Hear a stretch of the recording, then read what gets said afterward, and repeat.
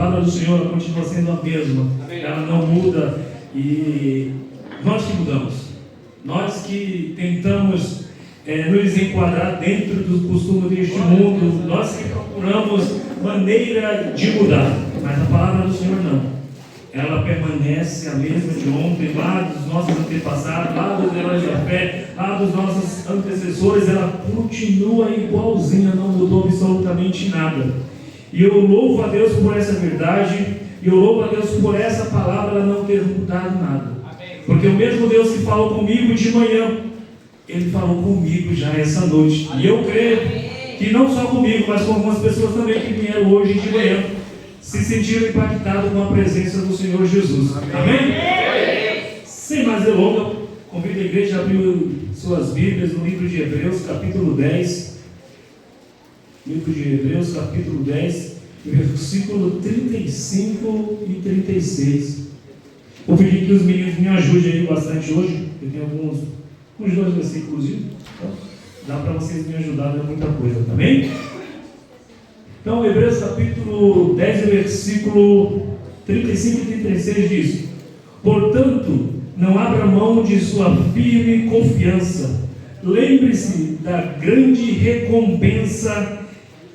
Lembre-se da grande recompensa que ela lhes traz. Vocês precisam perseverar, a fim de que depois de terem feito a vontade de Deus, receba tudo que lhe prometeu. Amém? Amém. Quantos estão com essa certeza que precisa perseverar para receber tudo aquilo que o Senhor prometeu para a sua vida nessa noite? Amém. Maravilha. Diante desse texto, eu fui obrigado, eu tinha uma outra ministração, obviamente, mas vindo hoje de manhã, o pastor Mike mudou, assim, literalmente o que eu tinha preparado. Mas sim, é a vontade de Deus, né? Nós estamos aqui para fazer a vontade de Deus e mudou completamente, mas nós vamos ver o que Deus tem preparado para as nossas vidas, amém? Amém. E eu começo com a seguinte pergunta: quem nunca pensou em desistir ou parar aqui? Dê um sinal para mim. Hoje a gente tem poucas pessoas, está todo mundo muito próximo do jeito que eu gosto. E geralmente os irmãos ficam lá no fundão e aqui na frente fica vazio, mas hoje está uma bênção. Todo mundo ouvindo e me vendo com muita clareza. Então, quantos de nós já pensamos em desistir ou em parar? Dá um sinalzinho aqui, eu quero ver. Desse lado, quantos aqui já pensou em algum momento da sua vida em desistir ou parar? Não precisa ser espiritualmente, profissionalmente, familiarmente, com casamento, namoro, noivado, decisões que precisavam para evitar fadiga e transtorno, pensou em parar. Quantos desse lado já pensou em parar ou em desistir? Quantos? Quantos já tentaram tantas as vezes ao ponto de falar: não precisa mais tentar, porque eu já sei o resultado final? Quantos já pensou dessa forma? Todos nós já pensamos. Todos nós já passamos por muitas situações que nos levam a concluir que não precisamos perseverar, que não precisamos mais resistir, porque é mais fácil parar, porque é mais fácil desistir, porque é mais fácil ficar estagnado, porque nós já sabemos o que vai acontecer quando pensamos e analisamos com o olhar humano. E geralmente é isso que acontece. Todas as vezes que nós pensamos em parar, todas as vezes que nós pensamos em desistir, meu Deus, eu pensava que era pessoal, mas não foi. Todas as vezes, geralmente o pastor sobe aqui, a coisa funciona rápido, ele já sobe o fundo musical, o tecladista, ou um baixista, baterista, sei lá, já tem alguém aqui fazendo um barulho. Aí sobe Léo. Deixa esse boca aberta para lá, misericórdia, meu Deus. Tanto é que eu nem senti falta, fui até tocado agora, conduzido assim nas regiões celestiais. Eu pensei lá: será que é o Senhor me chamando, Jesus? Mas não é ainda, viu? Ainda tem uma palavra para ser pregada nessa noite, amém? Quem aqui nessa noite já encontrou a esperança no homem para não desistir? Posso ouvir um amém? Amém! Mentira! Como vai ser essa? Você já encontrou esperança em algum homem para não desistir? Não. Quantos de nós, quantos e quantas pessoas estariam aqui nessa noite se tivessem encontrado a esperança em alguém que estava do seu lado? Quantas e quantas pessoas não teria tirado a sua própria vida, não teria se matado, não teria colocado um fim, se a esperança deles estivesse em alguém que está do seu lado, estivesse no homem? Mas a nossa esperança está em Jesus. A nossa esperança está naquele que morreu, mas ao terceiro dia ressuscitou e vivo está à destra do Pai. Amém? Então a nossa esperança não está no... Está em quem? No Senhor. No Senhor, em Jesus. Desistir no meio do processo demonstra a falta de maturidade, confiança. Falta de confiança, falta de maturidade também se encaixa muito bem. Desistir no meio do processo mostra falta de confiança. E para nós, falando especificamente para alguém que se diz filho de Deus, como podemos desistir no meio do processo? Se desistirmos no meio do processo, estamos demonstrando para Deus que não confiamos na sua fidelidade, que não confiamos que Ele vai prover, por maior que seja o caos. Desistir no meio do processo é bater o martelo, crucificando a Cristo novamente, dizendo: o teu sacrifício não foi válido para mim. Mas nessa noite o Senhor nos trouxe aqui para nos alertar e para nos convencer que nós, quanto seus filhos, não vamos desistir, não porque não temos vontade, mas porque esse direito não nos foi concedido. Nós não temos o direito de desistir. Porque Jesus, Ele já venceu por nós. Amém. Todas as nossas batalhas, todas as nossas aflições, todos os nossos dilemas, todos os nossos conflitos internos, Jesus já venceu. Aleluia! Então nós não podemos de maneira alguma deixar de confiar na sua provisão, deixarmos de confiar, como o pastor Mike ministrou nesta manhã, deixar de confiar no bom pastor. Aí a gente vai lá para Salmo 23, versículo 1. Vamos lá bem rapidinho para a gente não perder tempo, porque isso muito mexeu com o meu sermão, mexeu com a minha cabeça. E eu falei: como? É algo tão rotineiro que a gente deixa passar despercebido. O Senhor é o meu pastor e nada me faltará. Não é essa versão não cabe dentro daquilo que a gente quer falar. O Senhor é o meu pastor e de nada tenho falta. Essa é a palavra. O Senhor é o teu pastor e de nada você tem falta, e de nada você sente falta. Consegue entender isso? Mesmo em meio ao caos, mesmo em meio a todos esses conflitos, a toda essa bagunça que está acontecendo dentro de nossas vidas, o bom pastor, ele continua sendo suficiente para as nossas vidas, ao ponto de enchermos os pulmões e gritarmos em alta voz: de nada eu tenho falta. Aleluia! Porque o Senhor supre todas as necessidades. Mas sabe por que enxergamos e não concordamos com essa palavra? Porque o nosso coração está em um lugar onde não deveria estar. Judas estava sentado à mesa, comendo com Jesus. Judas estava em todos os cultos, no domingo de manhã, no domingo à noite, no culto da quarta-feira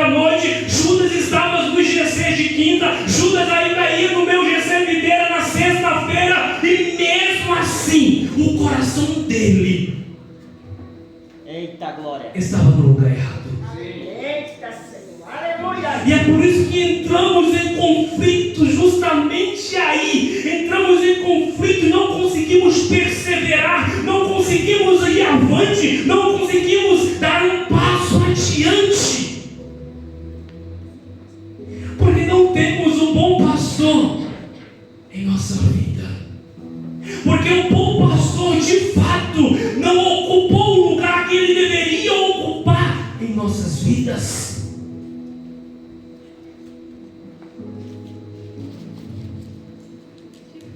O ladrão não andou com Jesus. O ladrão não frequentou um culto sequer. É brincadeira uma coisa dessa? O cara não veio no culto, não teve a vergonha na cara de visitar o GC dele. Ele não teve a ousadia nenhuma, não visitou. E Judas, ele pôde fazer tudo e um pouquinho mais. Ele ainda foi mais além. Além de sentar à mesa, ele ainda cuidava das finanças de Jesus. Você quer mais alguma coisa? Você quer mais alguma coisa para perseverar, para ir adiante, para se manter de pé? Além de andar com Jesus, frequentar os cultos, ainda recebeu a missão de cuidar das finanças.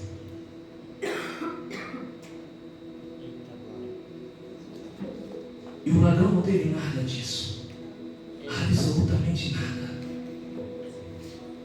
Então isso mostra que o problema não é ter cargo, que o problema não é ter posição. Eita glória. Nada disso importa. Nada disso irá nos salvar. Eita, Senhor. Ser um pastor, ser um diácono, ser um presbítero, ser um evangelista, nada disso importa se o seu coração não estiver no lugar errado. Eita glória. Se o seu coração estiver apenas para os holofotes, para o momento de subir nesse altar, para mostrar que você tem um cargo, que você tem uma boa exigência, que você sabe falar, nada disso importa. Aleluia. Se o seu coração não encontrar o tesouro, Aleluia. nada disso importa. Se o bom pastor não assumir o lugar que ele tem de direito na tua vida, o ladrão teve apenas uma oportunidade. Quando o outro do seu lado estava murmurando, o ladrão, ele teve a opção, ele teria, eu pensando, a Bíblia não fala, mas eu já comecei a imaginar, ele teve a oportunidade de falar para Jesus, só pô, esse cara aí não dá ouvido, mas eu reconheço que tu é rei, então permita-me que me libere dessa cruz, para eu viver uma vida totalmente diferente da que eu vivi aqui. Ele poderia ter cogitado, pedindo ao Senhor uma oportunidade de um novo recomeço, mas o que foi que ele falou? O que foi que o ladrão falou quando ele reconheceu que do lado dele estava o tesouro e que ele não poderia deixar passar essa oportunidade?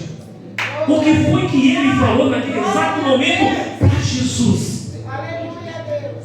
O que ele falou, irmãos? Pelo amor de Deus, os 4 líderes de GC aqui, é muita gente, é muito crente misturado aqui. Ruióis, cadê o Marco? Ruióis, eu quero ouvir Ruióis. Faz tempo que eu não visito você. O que foi que ele falou para Jesus? Lembra-te de mim quando entrares para isso. Lembra-te de mim. Olha só, olha que convicção, olha que certeza. Ele não pediu uma nova chance de recomeçar tudo de novo aqui na terra, não. Mas ele encontrou na única oportunidade. Ele não tentou negociar, ele falou: aqui está o meu tesouro e eu não posso largar essa oportunidade. Lembra-te de mim quando entrares no teu reino. Então a gente vê a manifestação da graça de Jesus.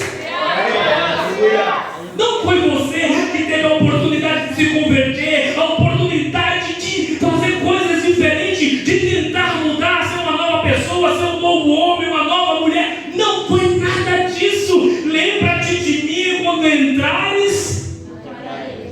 E o que Jesus responde? E o que tesouro responde? Ainda hoje estarás comigo no paraíso. Ainda hoje estarás comigo. Olha a diferença. Não é a questão do paraíso. O paraíso ele pode ser em qualquer lugar. O paraíso pode ser a Bahamas. O paraíso pode ser em qualquer outro lugar. Engraçado. E isso não iria fazer diferença nenhuma. Mas a diferença está hoje mesmo. Estarás no paraíso. Eu não sei. Eita glória. Eu não sei. Eu acho que é um problema pessoal meu. Porque isso me faz voltar lá na minha infância, na Assembleia de Deus, Açudinho, um sítio. Nunca passou de 60, 70 pessoas dentro da igreja. Nunca deu muita coisa, 80 pessoas, assim, para não dizer que estava confortável, 80 pessoas, para ninguém falar, né? Quando lotou muito, né? O que lotava mesmo era a festividade, que tinha todas as igrejas, o pessoal falava para fora. Em dias normais, 50 pessoas. Muito, né? 40 pessoas. Tá bom, não vamos, né? Vamos dizer que a gente era supimpa, que a gente estourava na época. 40 pessoas. Agora, 40 pessoas. Desses 40 pessoas, 30, não sei se é pouco ou se é muito, mas o pastor vai me dizer se é muito ou se é pouco. 30, a profissão é o lavrador de cana, não é isso? A gente ficava aí com 10. Aí dentro desse 10 a gente tinha um presbítero que dirigia a igreja, que tinha um cargozinho diferente, já tinha uma condição melhor, a sua esposa também já tinha uma condição de vida melhor, justamente pelo marido, mas não trabalhava. Aí a filha do presbítero, os 2 filhos dos presbíteros já foram quantos? Acabou. 99,9% da igreja. Pessoas que acordavam e que acordam até hoje. 4 horas da manhã, o sol de Pernambuco no Nordeste. Com todo o exagero do mundo, eu fui lá esse ano, né? Quase corri. Parecia que eu não tinha nascido lá. Nunca vi um lugar tão miserável. Misericórdia, que Deus me perdoe. O lugar quente da bexiga, meu Deus do céu. Eu transpirava como nunca, agoniado, nada me deixava satisfeito. Eu só queria estar na rua, foi a melhor coisa aí com o pastor. Porque ele não parava de casa, até ruim, não me andava. Eu falei, glória a Deus, porque eu não aguentava. Todo mundo tem ar-condicionado. Meu pai não tem, eu sei que o bexiga ele está fazendo. Está aposentado, está trabalhando, minha mãe aposentada, não colocaram no ar ainda. Esse é o recado. Então, mas voltando, dentro dessas 30 pessoas, lavradores de cana, qual o estudo que essas pessoas têm? Nenhum. Qual o estudo que essas pessoas têm? Morando em um sítio, nascido no sítio, o máximo, tem a 4ª série. Mas quando eles, essa é a diferença.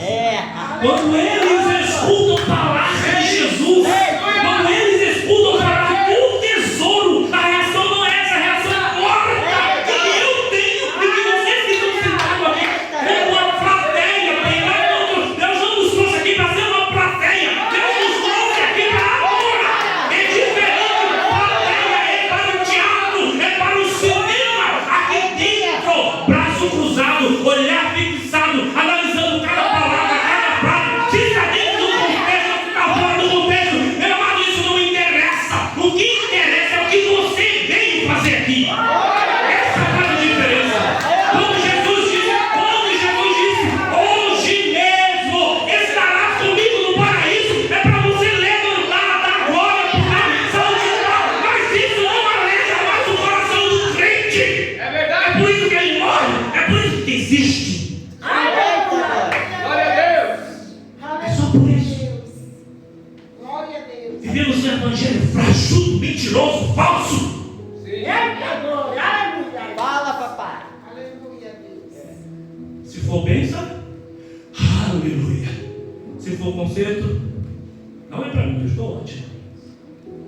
Se for um incentivo para o Filho de Deus se levantar, não morrer, não desistir, mesmo assim, ele continua paralisado, amarrado na cadeira. O que nos traz aqui? Eu vim aqui só porque Jesus está. Amém. Eita glória. Quantas vezes eu que parar, eu que desistir? A esposa fala, não vai hoje, não vou. Não quero. Só que tem uma coisa. Arde aqui. Eita glória. Arde. Eita glória. Arde. Eita Senhor. Não sei se ainda arde nos vossos corações, mas tem que arder. Todas as vezes que eu falto um culto, se não arde, eu estou morrendo. Então, desistir ou parar. Misericórdia. 8h29. Já estou terminando. Desistir ou parar é deixar de acreditar na provisão e na fidelidade do bom pastor. Aleluia. Glória a Deus. Porque Deus só se manifesta quando eu perco o controle de tudo. Aí Ele chega e mostra para mim: quem está no controle sou eu. Tudo que te faltava, eu estou te dando nessa noite. Tudo que você precisava, eu estou te dando nessa noite. Todo ânimo que foi embora, eu estou restaurando nessa noite. Toda vontade de morrer, eu estou tirando nessa noite. Porque ainda não é o tempo, porque as promessas não se cumpriram. E porque não fizemos nada ainda. Eita Senhor. Aleluia. Mesmo em meio aos conflitos, Ele continua sendo nosso pastor. Que por mais contraditório que seja,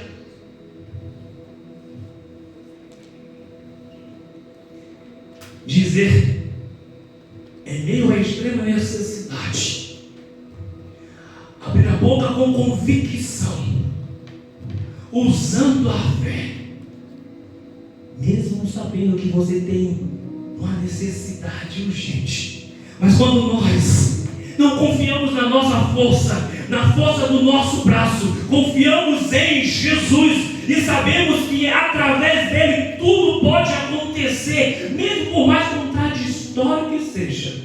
Amém, Senhor. Orar, Senhor,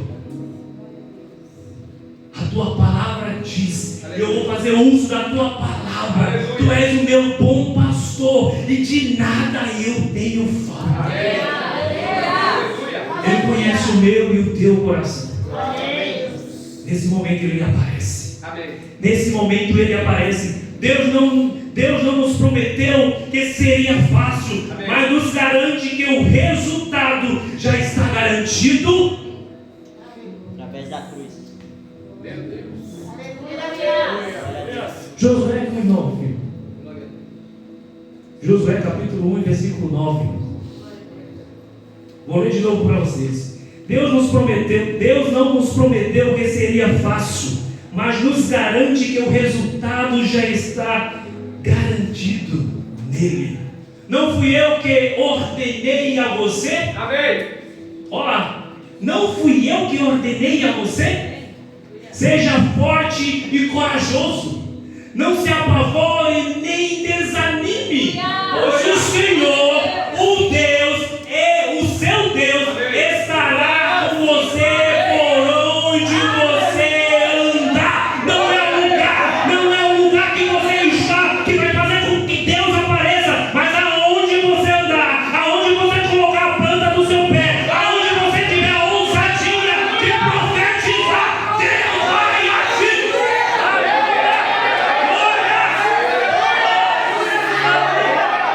Oh, aleluia! Precisamos perseverar.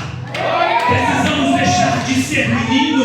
Precisamos parar de querer desistir com tudo, meu amado. Nós vamos ser provados até o dia da volta de Jesus. Mas precisamos ter a certeza e a convicção: Jesus já venceu por nós.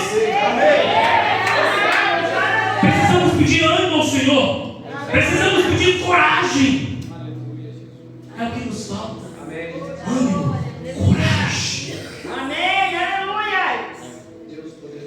temos mais coragem de falar. Esse é o grande problema. Eita, glória. Nós já não temos coragem de falar a palavra. Eita, Pai. Nós temos medo. Hoje o medo de ser preso, o medo de ser cancelado nas redes sociais. Eita, Mas Pai. Deus está levantando pessoas que não têm medo, que não vai se calar. Amém. Eu creio que o Senhor vai fazer uma grande obra. Perseverança é um ato de confiança, não é apenas aguentar firme, é manter a fidelidade, mesmo sabendo quem nos fez a promessa. Amém. Caminhando para o fim, o bom pastor nos leva a repousar em verdes pastos, nos garantindo que Ele suprirá toda e quaisquer necessidade nossa. Salmo 23:2, só para a gente confirmar essa citação aqui. Ele me faz repousar em pastagens verdejantes e me conduz a águas tranquilas. Quem bagunça tudo? Quem bagunça tudo em meio aos conflitos e em meio ao caos? Quem torna isso tudo mais difícil? É nóis. Quem é que está tornando o seu problema mais difícil? Quem está valorizando mais o seu conflito interno? Mais a sua briga interna? Quem é que está valorizando todas as questões que você está enfrentando? Questões essas que te levam a pensar em desistir, a parar. Questões essas que parece que você está simplesmente naufragando em alto mar. Amém. Aleluia. Quem te leva a pensar tudo isso? Se o Senhor nos diz, através do salmista Davi, Ele me faz repousar em pastagens verdejantes. Aleluia. Eu já me imagino ali, eu não nem fui, só em ver as fotos do pastor, que é uma coisa mais real, que aí a outra está me enganando muito. Aquelas coisas mais lindas, aqueles castelos, aquela arquitetura da Inglaterra, a terra da rainha, que coisa mais linda do mundo, sabe? Ou Paris, aquele campo camado, aquela coisa mais linda. Olha, veja só que cenário. Isso, na minha humilde concepção e mente limitada, eu já consigo imaginar uma pastagem linda, verdejante, e eu deitado ali repousando, sem lembrar de nada, sem lembrar de nenhum problema, de nenhuma situação que está tentando me paralisar, me fazer desistir. Aí ele diz mais ainda, e me conduz em meio a um turbilhão de informação, em meio a um turbilhão de conflito, em meio a um mar revolto, em meio a um naufrágio, onde você não tem poder nenhum de fazer absolutamente nada. Em meio a alto mar só está você e uma boia sem vergonha nenhuma. Ele te diz assim, ó, te conduzo às águas tranquilas. Garantia nós já temos, mas não perseveramos. Precisamos perseverar. Perseverança. Desistir muito fácil. Por que não perseveramos? Porque não acreditamos mais no efeito da palavra. Eu contei no meu GC que em 2020 foi 21, por aí, essa marcha. Eu tive quando eu era líder de jovens, a velha guarda, deve ter alguém aqui, a Fê ainda está aqui, a Fê deve saber.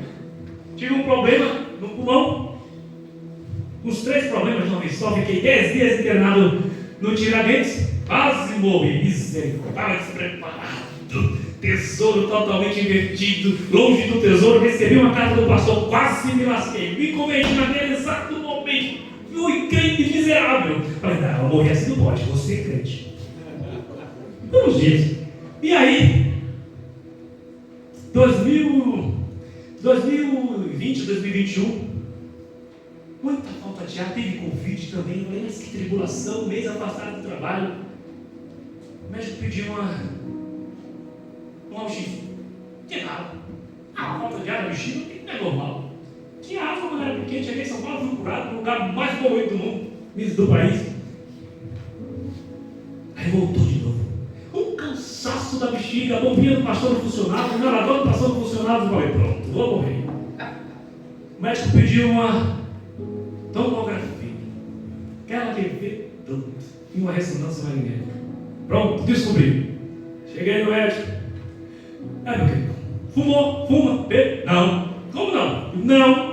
Nunca bebi, nunca fumei. Aí eu lembrei, por esses dias, eu me desconverti aqui em São Paulo. Eu fui no Hopi Hari, não. Aquele que fechou, gente, que era bom, mas era bom, todas as escolas iam. Play Center, ô lugar abençoado, ali era bom demais. Foi ali que eu me desconverti. Minha primeira raiva, que é Jesus, miserável, tomei escondido de Júlia. O revelador tinha muito pra ler. Jesus querido, nem vou lá. Tomei uma raiva. Pra quê? Escandalizei, eu nem sei nem o que eu fiz, mas enfim. Meu Jesus, um escândalo. Falei o que devia e o que não devia. Enfim, Deus deu vitória. Aí eu lembrei, o médico perguntando, eu falei, não. E nessa que eu lembrei. Você está morrendo. Ele falou, então, tem 2 nódulos aqui, um em cada pulmão. Mas é 2 micronódulos. Mas a gente precisa ver o que é isso, né? Você disse que nunca fumou, nunca bebeu. É estranho. Liguei para o pastor, mandei mensagem. Fabinho, vou morrer. Meu Deus, e agora? 2 nódulos no pulmão, é câncer. Meu Deus. Tesouro totalmente. Um tesouro que você via nesse momento. Sabe? Quando eu estava ótimo, o tesouro era as minhas vontades, os meus desejos, os meus caprichos. Eita. Aí quando estava em apuro, Jesus de Nazaré, virava aquele chato, insuportável, que ninguém entendia nada que falava. Para mais, para quê? Para que dificultar? Você já viu filho dificultando a linguagem com o pai? Não. Clareza. Vou morrer. Não morri. Glória a Deus. 2000. Esse ano. Vou fazer, né? Porque tem coisa de ano em ano. Vou fazer de novo para ver como é que tá as coisas por aqui, né? Misericórdia. Estou tomando remédio de tarde, de noite, de manhã, de noite, 12 horas. Além aquele benção. Falei, Fabinho, enfia o nódulo lá de novo. Vou morrer. Meu Deus. Aí eu fiz uma outra citação. Vou morrer. Prepara o coral e as músicas que eu mais gosto porque eu vou morrer. Mas com outra concepção. Você viu? Na primeira era só o medo de morrer. Porque eu não sabia para onde ia. Agora eu já sei onde está o meu tesouro. Eu sei onde está o meu coração. Então eu vou morrer. Prepara o coral para cantar aquelas mais belas músicas, para ir abrindo as regiões celestiais aonde eu vou morar. Há uma diferença.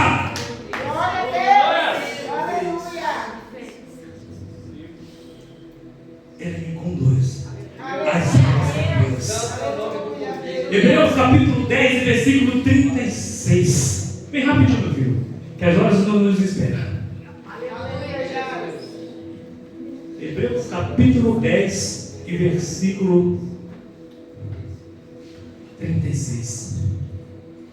Portanto, vocês precisam perseverar, de modo que, depois de terem cumprido a vontade de Deus, recebam o que Ele prometeu. Consegue entender por que a gente não recebe? Amém. O que é que o crente faz? Inverte tudo.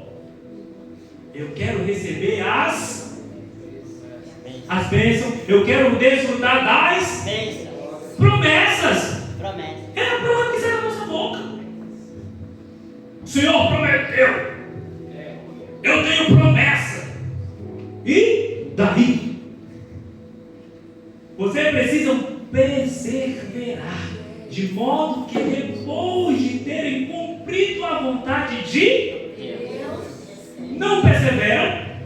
não perseveramos, melhor colocação, não perseveramos, não fazemos a vontade de Deus e queremos receber o que Ele prometeu.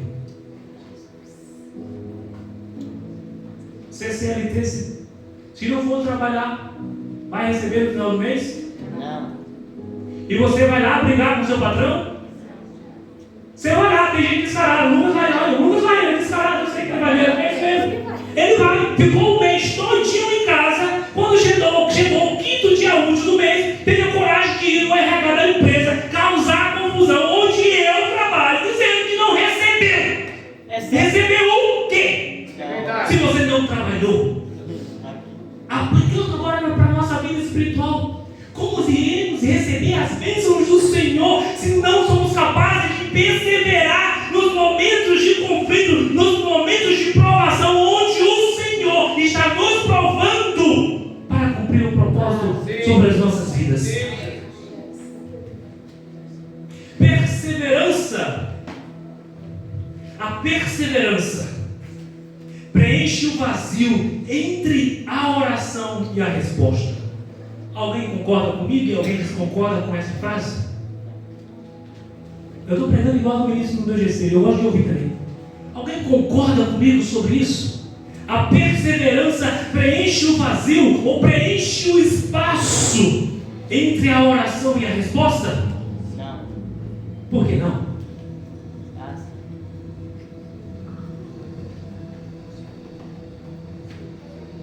Tem oração que a resposta ela é imediata.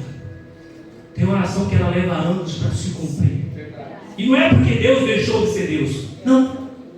Porque existem situações e situações, propósito e propósito estabelecido por Ele para a nossa vida. E dentro desse espaço entre a oração e a resposta, perseverar, confiar, não desistir, não parar, está demonstrando o quanto nós dependemos de Deus, o quanto nós estamos descansando em Deus. Muitas das vezes nesse espaço de tempo somos testados, a nossa força esmorece, enfraquecemos, ficamos sem ânimo, sem entusiasmo, sem vigor, nos esquecendo que o poder de Deus se aperfeiçoa em nossas fraquezas, conforme está escrito lá em 2 Coríntios, conforme Paulo falou, conforme está muito claro que o poder do Senhor se aperfeiçoava sobre a vida de Paulo diante de suas fraquezas, e isso muito começou a alegrar. Amém, aleluia. Por que não paramos de pensar dessa forma? Que tem que ser para agora, para um dia. Precisamos ser fortes o tempo todo. Não, o Senhor não nos chamou para ser forte o tempo todo. O Senhor não nos chamou para ser super-herói o tempo todo. Nada disso. O Senhor nos chamou para permanecer, mesmo em meio aos caos, mesmo em meio às tribulações, mesmo em meio às dificuldades. Ele nos chamou para nos mantermos de pé, firme, confiante que Ele vai cumprir a sua palavra. Amém, aleluia. O bom pastor, ele vai renovar as nossas forças diante dos nossos conflitos, diante dos impasses da vida, diante das dificuldades, diante das tribulações. O bom pastor todos os dias vai vir e vai renovar as nossas forças. Salmo 23:3, o Senhor, Ele vai renovar as nossas forças, assim como Ele renova as flores do campo, Ele vai nos renovar nessa noite, assim como um tronco que foi cortado, mas que está junto ao ribeiro, é renovado todos os dias, todos os tempos. Amém. Restaura-me o vigor, guia-me pelas veredas da justiça, por amor do seu nome. Existe provação e existe conflito que resista a essa palavra. Restaura-me, Senhor. Senhor, o vigor. Mas nós não oramos mais pedindo para a restauração do vigor. Nós oramos simplesmente só pedindo bênção. E é por isso que nós desistimos. E é por isso que nós paramos. Porque a bênção ela vai passar. A gente vai até esquecer de agradecer.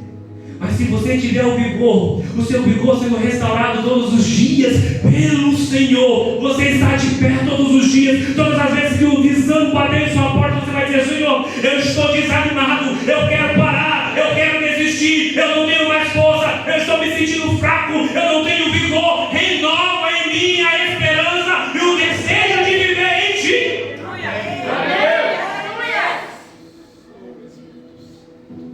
Não é hora de parar. Não é hora de desistir.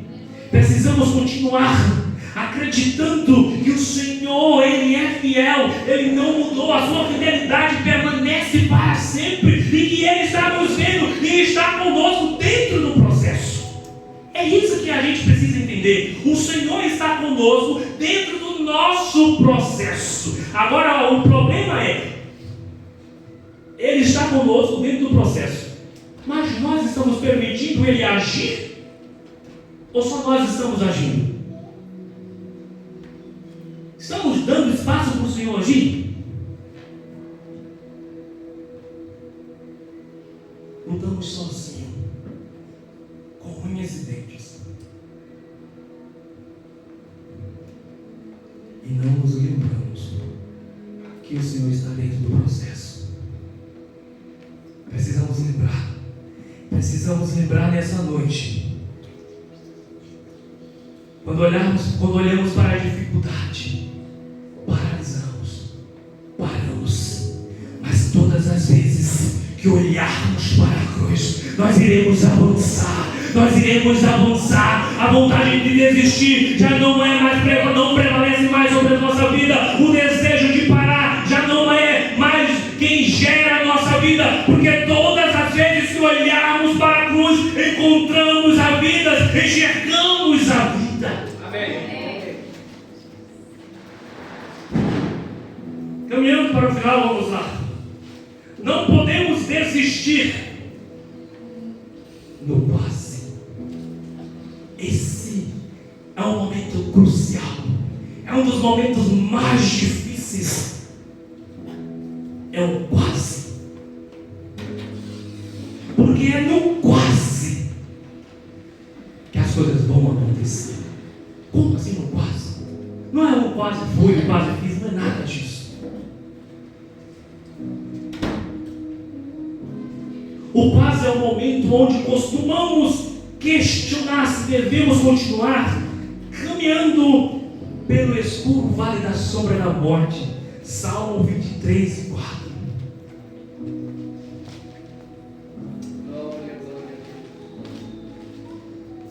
É um momento de confronto. Você saber que está caminhando pelo vale da sombra da morte e você tem a opção do quase. Você pode desistir, você pode parar, mas se você desistir, você vai perder. Se você parar, você está levantando a bandeira, sinalizando que não confia mais na fidelidade, na bondade, na misericórdia do Senhor. E você está pronto para viver isso? O quase é o lugar onde o cansaço aperta, e é o lugar onde o medo mais aparece. É o vale da sombra da morte. Não podemos nos esquecer, é apenas uma sombra, como foi citado hoje de manhã. O vale da sombra da morte nada mais é do que uma sombra. Ainda que eu andasse pelo vale da sombra da morte, não temerei mal algum, pois tu estás comigo, a tua vara e o teu cajado me protege.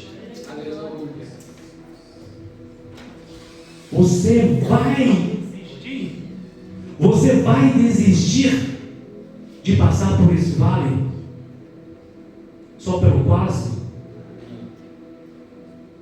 Você vai parar só para não passar por esse vale? Quantos estão dispostos a passar pelo vale da sombra da morte? Puxado. Ainda mais para crente. Puxadíssimo. Quem acha eu? Sabendo que tem um vale da sombra da morte, o que é que eu vou passar lá? O que é que eu vou fazer lá? Não esqueça. A perseverança. Você tem que perseverar. Perseverar até o fim. Glória. Se você parar, se você desistir, esse versículo não vai se cumprir na sua vida. Eu não sei quantos entenderam este versículo, mas eu não vou ler. Eu vou pedir para vocês lerem esse versículo. 1, 2, 3. Ainda que eu ande pelo vale da sombra da morte. Figura. Ainda que eu ande pelo vale da sombra da morte. Entendeu? Amém. Ainda que você ande pelo vale da sombra da morte. Ainda que eu ande pelo vale da sombra da morte. Beleza? Tá tudo ok? Tá bom pra você? Tá confortável andar pelo vale da sombra da morte? Tá legal? Segunda parte, cadê? Não temerei mal algum. Calma. Primeiro você não quer passar, não quer caminhar, não quer desfrutar do vale da sombra da morte. Aí agora você tem a coragem, a cara de pau de olhar para mim e dizer: não temerei mal algum e poupa. Como assim? Primeiro você nem quer passar no vale da sombra da morte. Aí agora você resolve dizer para mim: não temerei mal algum. E se o inimigo te pegar nesse vale da sombra da morte? E se ele te chacoalhar nesse vale da sombra da morte? E aí, o que vai acontecer? Você vai dizer ainda: não temerei mal algum? Porque tu estás comigo. Vai! Porque tu estás Vai querer continuar passando nesse vale? Você não pediu renovo? Renova-me, Senhor.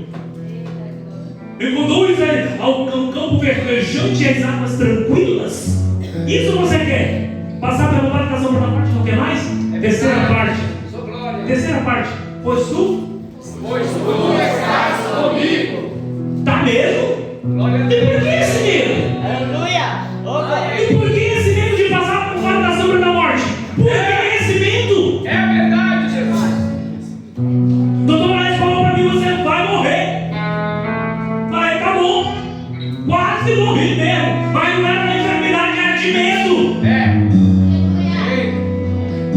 Mas quando eu entendi, ainda que eu ande pelo vale da sombra da morte, não temerei mal algum. Tu estás comigo, a tua vara e o teu cajado me protege. Não é preciso entender, meu amado.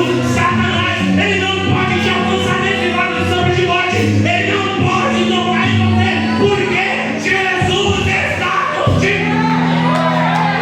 Aleluia! Você não entendeu? É para glorificar de pé. Levanta dessa cadeira. Deus Pai, que disse tudo.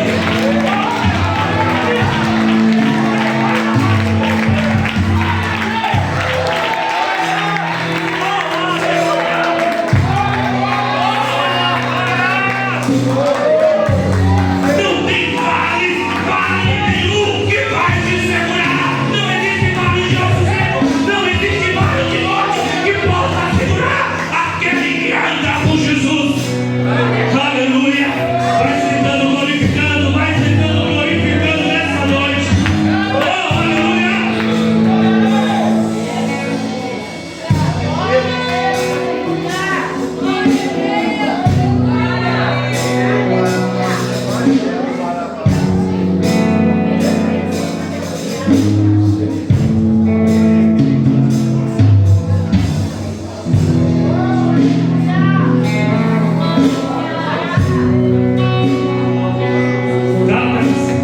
Gálatas capítulo 6, versículo 9.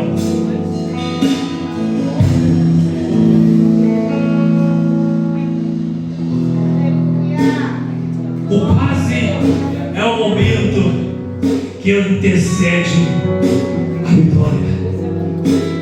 E não nos desfaleçamos. E não nos desfaleçamos de fazer o bem. Pois se não desistimos, colheremos no tempo certo. Se eu e você não desistir, no tempo certo, no tempo oportuno, o Senhor vai nos garantir a vitória. No tempo oportuno, o Senhor vai nos levantar. No tempo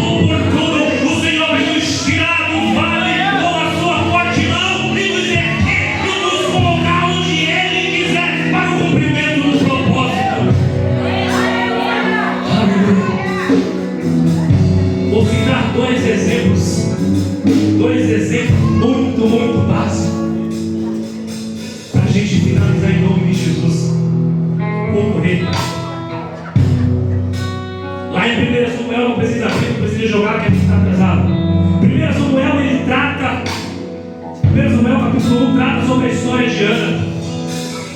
Ana tinha tudo para desistir, para não perseverar, porque na vida de Ana existia uma Penina, e Penina nem sempre foi provação, Penina nem sempre foi o diabo que colocou Penina na frente na vida de Ana. Não, a gente se engana muitas vezes achando, ai, foi o diabo que colocou Penina. Não, cada um vai viver o processo para que Deus quiser, cada um vai viver o seu dilema, cada um vai ter os seus conflitos, só que dentro desses conflitos e dentro dessas situações, Deus vai se levantar em nosso favor, Deus vai nos surpreender, Deus vai nos erguer e Deus vai preparar dentro dos nossos conflitos interiores, dentro de nossas batalhas, dentro de decisões que a gente precisa tomar, dentro das decepções, dentro dos fracassos. Deus vai preparar um banquete para que nós possamos nos alegrar, e dentro desse banquete ainda Ele vai nos ungir, Ele vai nos separar, Ele vai derramar óleo, e quando esse óleo for derramado, como foi ministrado hoje de manhã, pode não vir visitado, quando esse pode levantar em nome de Jesus, que Ele vai vir em nome de Jesus, vai vir o cara, e quando esse óleo for derramado sobre a sua cabeça, não pense você que você vai ser o único beneficiado, não pense você que você vai ser o único que vai ser favorecido com o favor de Deus. Nada disso, meu querido, não é sobre você, não é absolutamente nada sobre mim, mas é sobre a manifestação do reino. E dentro dessa manifestação do reino, quando o óleo é derramado, ele começa a descer e ele começa a se mexer, e quando você começa a pular, começa a chacoalhar, esse óleo começa a bater em outras pessoas, e essas outras pessoas começam a ser cheias, começam a ser cheias da presença de Deus, essas outras pessoas começam a transbordar de Deus. Penina tinha tudo para desistir. Aleluia. Retificando, Ana. Ana tinha tudo para desistir. Primeiro, Glória a Deus, aleluia. vamos para o meio, gente. Primeiro, o esposo tinha uma outra esposa. Penina tinha um filho, Ana não tinha um filho. E por esse motivo existia uma cobrança, uma angústia tão grande que tomava conta da vida de Ana, que ela não conseguia respirar. Sabe aquela situação que nos rouba o fôlego? Mas tirou da vida de Ana a perseverança. Não roubou da vida de Ana a fidelidade. Mesmo diante dessa situação toda, mesmo Penina provocando ela todos os dias, ela não parou para olhar as afrontas de Penina, ela não parou para ficar, discutindo com Penina sobre as questões que ela tinha que resolver. Ela simplesmente correu para um templo, e quando ela chega no templo, ela se lança. Mas ela se lança, ela esvaziou-se totalmente dela. Sabe aquela oração genuína e verdadeira que você chega no seu quarto e rasga o coração e tira tudo que está preso, tudo aquilo que estava te matando, te sufocando. E a oração de Ana não foi barulhenta. Esse é o chave maravilhosa. Ela não chegou gritando no tempo. Vamos com calma, tá? Não vai deixar você andando aqui hoje e vai ficar aí só balbuciando, mentindo. Ana entregou tudo o que ela tinha. Ela entregou tudo, mais de tudo. Toda aquela angústia que estava corroendo ela entregou no altar. E aí, como não bastasse, além de Penina, se levanta um sacerdote chamado de Eli para bem assim de cantinho e fala: que brincadeira é essa? Como tem essa ousadia de sair de sua casa, entrar na casa de papai, bêbada, bêbada, bêbada? E ainda se prostra diante do altar, ó. Se prostrou diante do altar e está ali. Ninguém está entendendo nada. Mas ela está conversando com o Senhor Jesus. Amém. Eu tenho 1000 motivos, Senhor. Eu tenho 1000 motivos para desistir de estar aqui. Eu tenho 1000 motivos para não continuar. Senhor, eu não aguento mais. Essa cruz está tão pesada. Eu nem me sinto mais ovelha. Eu estou muito estranha. A pele desta ovelha, a minha lã está começando a pesar. Mas aí ela continua: Senhor, eu preciso que o Senhor tire essa lã. Eu preciso que o Senhor limpe. E o Senhor começa a limpar a lã que estava trazendo peso. E aquela ovelha Ana já não vai sentir o peso, porque o peso que ela deveria carregar, Jesus agora começa a carregar. E ela levanta naquele exato momento com um semblante tranquilo, com um semblante feliz, com um semblante alegre. Porque em vez de murmurar, porque em vez de desistir, que era muito mais fácil para ela não comprar aquela briga, não viver aquela situação, ela abriu o coração, Senhor. Senhor, parece que eu estou sozinha nesse barco, parece que só tem eu neste barco, e ela não se esquece, é apenas uma ilusão, é apenas uma voz que não é a tua voz falando comigo, porque eu consigo chegar ao Senhor na proa desse barco. Olha lá o Senhor, meu filho, olha lá o Senhor, não enxergue o problema, enxergue Jesus nessa noite. Meu amigo, então não fique parado, não fique pensando, não esqueça o outro do outro lado, esqueça ele, seja Ana nessa noite, entregue tudo, não deixe nada. Mesmo que digam que você está bêbado, não se preocupe, porque você não está, você está apenas entregando. Você está apenas entregando tudo. Daniel, para encerrar, Daniel, esse foi um cara, ele é sensacional. E lá em Daniel capítulo 6, a partir do 10, conta-se a história que o rei Dário gostava muito de Daniel, só que nesse período o seu reino ele foi fracionado, porque era muito grande, ele não conseguia dar conta de todo o reino e fracionou, dando autoridade para outras pessoas conduzir o seu reino. E Daniel foi um dos supervisores que ficou responsável por essas pessoas de prestação de conta. Você está preparado para ser notado? Amém. Você pediu, você clamou, você orou, você não desistiu, você prevaleceu, mas você está preparado para começar a ser notado? Não ouvi nada. Você está preparado para começar a ser notado? Aleluia, não. Glória a Deus agora. Glória a Deus para sempre. A pergunta não foi essa. Aleluia, nem glória. Você está preparado para começar a ser notado?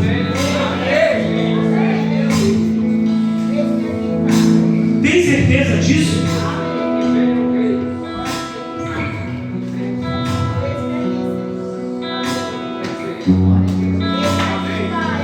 Daniel começou a ser notado. E quando ele começou, o mais interessante é isso, quando ele começou a ser notado pelas demais pessoas,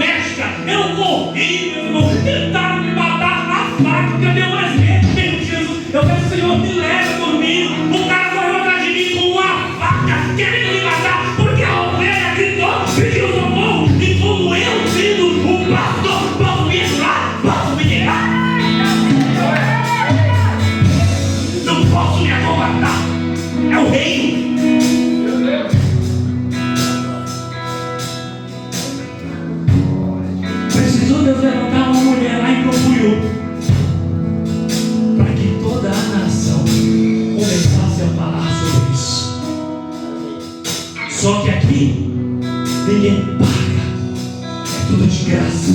Toma, recebe. Aqui você não precisa pagar uma passagem para ir para Camboriú ouvir a mesma palavra que é pregada nesse lugar, de graça. Aqui você não precisa ir pagar um hotel para ficar hospedado. Aqui você não precisa pagar 3 refeições. Não, aqui é tudo de graça. Se você precisar comer, junta os pastores e os evangelistas. Toma, come, mas permanece neste lugar. E Daniel foi notado. Meu Deus. E quando ele foi notado, a coisa estreitou. Se fosse eu, meus irmãos, oxe, você é doido? Fizeram um complô ao ponto de um rei Dário assinar um decreto real que durante 30 dias não poderia adorar nem a consultar nenhum Deus, nem a nenhum ano, se não fosse a ele próprio, a ele mesmo. Glória a Jesus. E dentro desse processo, uma armadilha para pegar Daniel. Daniel soube o decreto. E aí?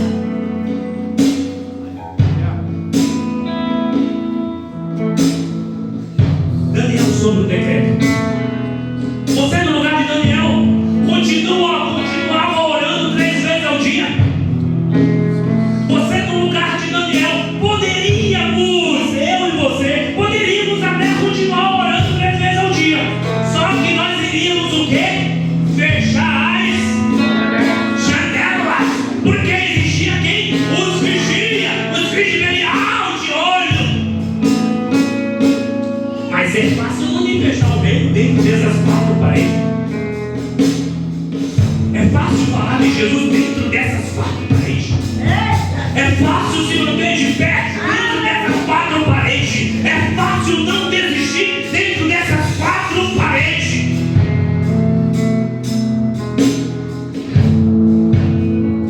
E Daniel servia ao rei durante todo o dia. Mas ele orava 3 vezes ao dia. Janelas abertas, como de costume, ajoelhado, falando, levantando a mão e falando com o papai. De manhã, de tarde, de noite. Aleluia. De manhã, de tarde e de noite. E até o ponto que os filhos de Belial, filho de Nabucodonosor, deram de cara e firmou ele lá, desafiando o decreto real. Era tudo que nós precisávamos. Vamos correndo para o rei Dário anunciar essas boas novas, porque ele vai cair, ele vai morrer. Já era, acabou-se para ele. Isso é que o mundo vai pensar sobre você. Mas você tem uma decisão: desistir, parar ou continuar, perseverar, acreditar na fidelidade de Deus. Você tem essa opção nessa noite. Aleluia. Chegaram ao reinário, conforme o seu decreto, descobriram que Daniel está desafiando, está orando 3 vezes aos dias. E Dário, por gostar muito de Daniel, se comoveu, tentou de todas as formas durante a noite uma solução para mudar esse decreto real. Mas não tinha. É irrevogável. Muito bem ajustado, ao ponto de ser algo irrevogável. E agora, como repousar em pastos verdejantes? Como repousar à beira de águas tranquilas? Como pedir para que o Senhor renove as suas forças? Como pedir para que o Senhor prepare um banquete em meio a essas pessoas que tramaram contra a vida dele? E dentro desse contexto, ele precisava, não para dizer que ele era maior, que ele era superior, mas para mostrar o poderio de Deus. E aí,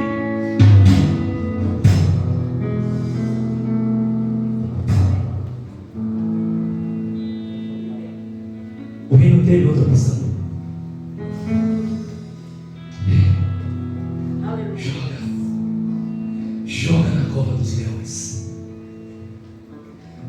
Daniel já tinha uma certeza e uma convicção que para ele era muito melhor estar na cova dos leões do que permanecer no palácio sem Deus. Na cova dos leões existia Deus. Na cova dos leões existia uma provisão. Na cova dos leões existia um socorro.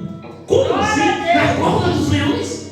A cova dos leões era o lugar de provisão do Senhor para a vida de Daniel. Mas será que nós estamos prontos para ir à cova dos leões?